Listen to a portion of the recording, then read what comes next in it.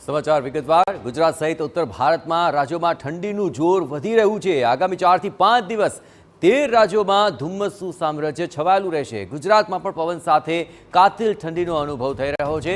દિલ્હીમાં ઠંડીને કારણે શાળાઓમાં 12 તારીખ સુધી રજા જાહેર કરવી પડી છે। તો દેશના 9 રાજ્યોમાં હળવાથી ભારે વરસાદની પણ આગાહી છે। આજથી 2 દિવસ વરસાદ પડી શકે છે।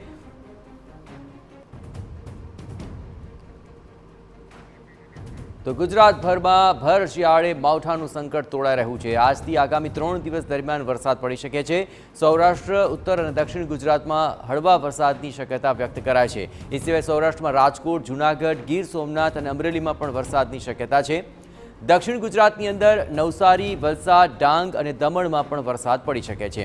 આ ઉપરાંત બનાસકાંઠા, સાબરકાંઠા, અરવલ્લી, મહીસાગર અને દાહોદમાં પણ વરસાદની શક્યતા છે।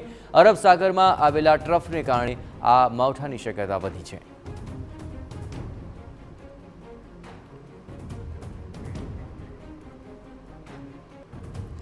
તો 8મી જાન્યુઆરીએ નવસારી, વલસાડ અને ડાંગની અંદર માવઠાની શક્યતા હવામાન વિભાગે વ્યક્ત કરી છે। આ વિસ્તારની અંદર ઠંડીનું જોર પણ વધી શકે છે। આ ઉપરાંત અન્ય વિસ્તારોની અંદર પણ આ જ પ્રકારનો માહોલ બની રહેશે, જેમાં જૂનાગઢ, ગીર સોમનાથ અને દીવનો પણ સમાવેશ થઈ જાય છે। આ વિસ્તારોમાં પણ આખરે ઠંડી સાથે માવઠાની શક્યતા જોવાઈ રહી છે।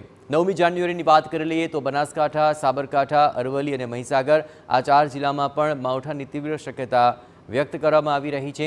એ સિવાય દાહોદ, રાજકોટ, અમરેલી અને જૂનાગઢ આ વિસ્તારોની અંદર પણ માવઠું વરસી શકે છે।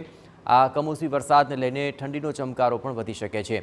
એવી જ હાલત 10મી જાન્યુઆરીની પણ છે। ખાસ કરીને સાબરકાંઠા અને બનાસકાંઠા આ બંને વિસ્તારોની અંદર માવઠાની શક્યતા હવામાન વિભાગે વ્યક્ત કરી છે।